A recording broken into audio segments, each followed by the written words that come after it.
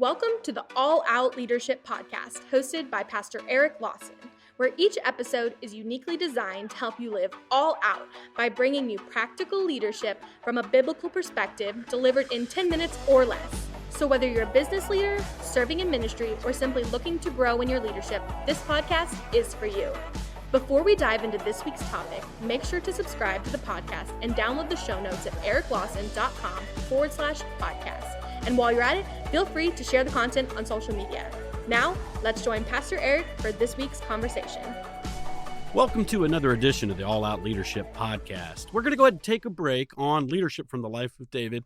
We're going to come back to that, but I wanted to go ahead and just take a little bit of a breather and try something new for my own ADD and probably for your ADD. And we're going to look at leadership from Jesus, the greatest leader of all times, because he's God and he's perfect. And so we're going to look at the perfect leader. And we're going to look at how Jesus dealt with the specific disease that is plaguing our culture today, and that is FOMO, the fear of missing out. It's not a new disease. It's just a rampant disease more than ever in our culture. We can thank social media for that. But the fear of missing out. And this causes so many people to get paralyzed in organizations because I don't know everything that's going on. And, I used to know, and now I'm not in the loop. And people get paralyzed because of FOMO. In fact, statistics say 60% of people make purchases because of FOMO, usually within a 24-hour period. Now, I find this not an accident or coincidence. 56% of people who experience FOMO are between the ages of 18 and 30. The greatest epidemic of FOMO is in the younger generation, and I think a lot of it has to do with it's a social media generation. You were born into the social media age. Many of us older listeners, although I'm not old, I still look very young and I have a young heart, social media wasn't around when I was a kid. And the reality was this: we didn't know much of anything, and it was great. And the reality was, like the Matrix said, ignorance can be bliss. But social media has really created a sense of FOMO, and it bleeds into our organizations. It bleeds into our leadership culture, and many people get paralyzed. Jesus had this problem too, and we're going to learn how he dealt with it. Matthew chapter 4, verse 18. As Jesus was walking beside the Sea of Galilee, he saw two brothers, Simon called Peter and his brother Andrew. They were casting a net into the lake, for they were fishermen. "Come, follow me," Jesus said, "and I will send you out to fish for people." At once they left their nets and followed him. Now, I find this very fascinating, all the things Jesus did not tell them. Number one, when Jesus recruits you as a leader, there's going to be details you don't have. A leader that leads like Jesus will be leading without giving all the details that everybody wants. There is a healthy time to communicate. There's a healthy amount to communicate. But if you're a leader, you don't have to communicate everything that everybody wants to satisfy some insatiable thing that will never be satisfied.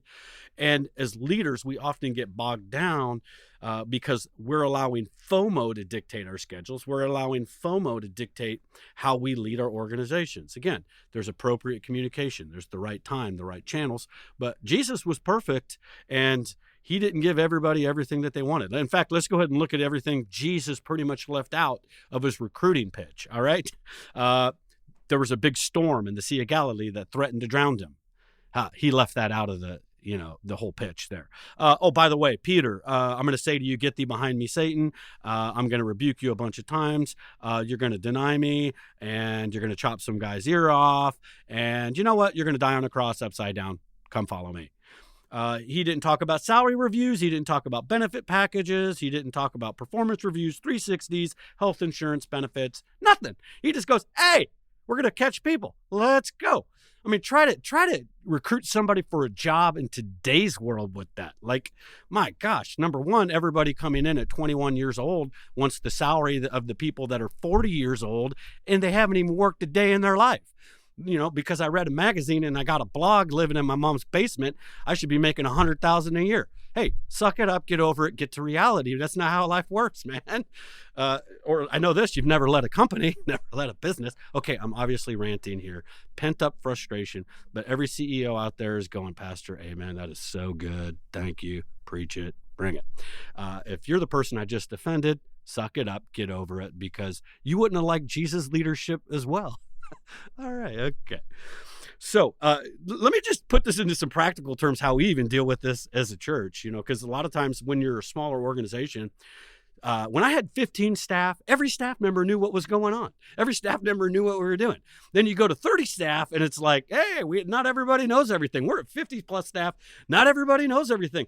And so people who were in the know, who are no longer in the know, they have to manage their heart on that. So if you're listening and that's you, and you're a part of an organization where you used to know everything, but now that organization is growing and now you don't know everything, it's your job to manage your heart. God's not going to do that for you. You have to do that. And we're going to learn from the disciples a lot of different opportunities that they had to manage in the leadership style and culture of how Jesus led. Remember, when a body grows, and a healthy body grows, the foot gets farther from the mouth. The foot gets farther from the hand. As your organization grows, different parts of the organization's body get farther from the rest of the body, which means there's going to be some distance. You're going to have not be in the loop on every little thing. And that's what I have found inside of our church. As our church has grown, some people have struggled with the fact that, well, I don't know everybody.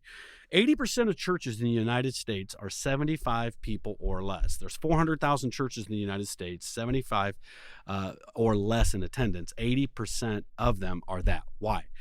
FOMO is one of the number one reasons churches won't grow, and it's this. Everybody believes they have to know everybody, or it's not a good church. There is no biblical commandment that says know everybody. The biblical commandment is to love everybody you know. And so love everybody that you encounter, but there is no commandment that says you have to know everybody inside of your church. It's not even possible. And there's billions of people in heaven. So, if you don't like big, you're going to have a shock when you get there. Something I find funny. I just want to share it with you because you might find it funny too, unless this was you. When we were 2 services, we went to add a 3rd service, and the best time to do it was a Saturday night service.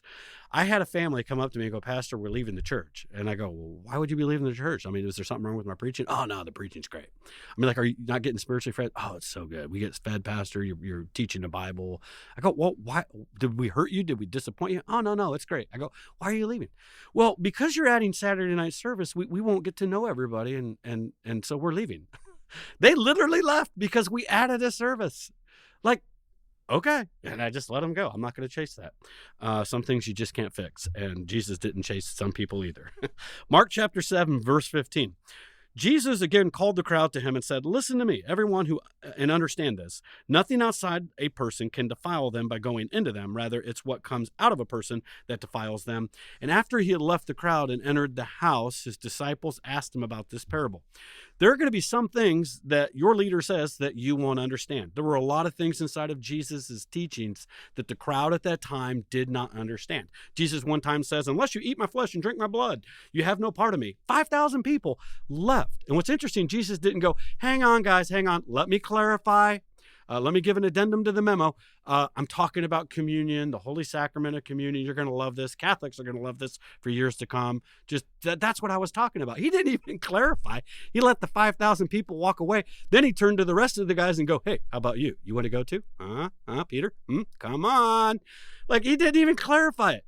Look, it's not right and fair to expect your boss, your leader, to give you every little detail that you think you need, because just sometimes they're not going to. And there's a lot of different reasons for that. We actually have a whole podcast on FOMO as to why God doesn't tell us everything and why your leader might not as well. What the disciples did do right is they came to Jesus. We see at the end of verse 18, and after he left the crowd and entered the house, his disciples came and asked him about this parable. Look, there's going to be content you don't understand. There might be something in a memo that didn't give you all the details that you needed. There might have been a staff meeting where you felt something was left out that you need to know. Just know there will be things you don't understand, but just be like the disciples, follow up and ask questions. Your leader does not know what you don't know. okay, all the time. Your leader doesn't know where maybe those gaps are in your understanding. Maybe there is information you need to be able to do your job. Maybe there's things that are details that are lacking. It's your job to go to your leader and ask that information. Too many people have sat around going, man, my boss doesn't care about me. They didn't tell me this.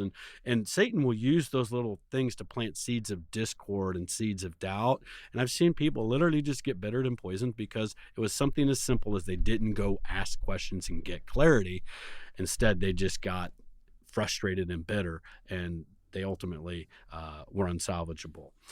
Here we see Mark 7, verse 18 and 19. We're continuing. We see Jesus reply to them. He goes, "Are you so dull?" Wow, that's a pretty direct statement, Jesus. Your disciples didn't know, and they just wanted clarity. And Jesus, he sweet, kind, precious moments, Jesus said, "Hey, are you so dull? Don't you see that nothing that enters a person from the outside can defile them? For it doesn't go into their heart, but into their stomach, and then out of the body." In saying this, Jesus declared all foods clean. So just look, go to your leader, ask, but hey, also be prepared that your leader might communicate in a way that was like, hey, don't you get it by now? You've been on staff how many years? How many times have you, So just know, it's good to ask, but also give your leader margin to be human, to be a leader, to be able to say, I might not just package this in a private conversation as sweet and kind, as gentle as you want. Mark chapter 7, verse 20. And then he went on. And so he went on. What comes out of a person is what defiles them. So you know what? Jesus went on. Number 4, be open when your boss goes on and on and on and on and on and on.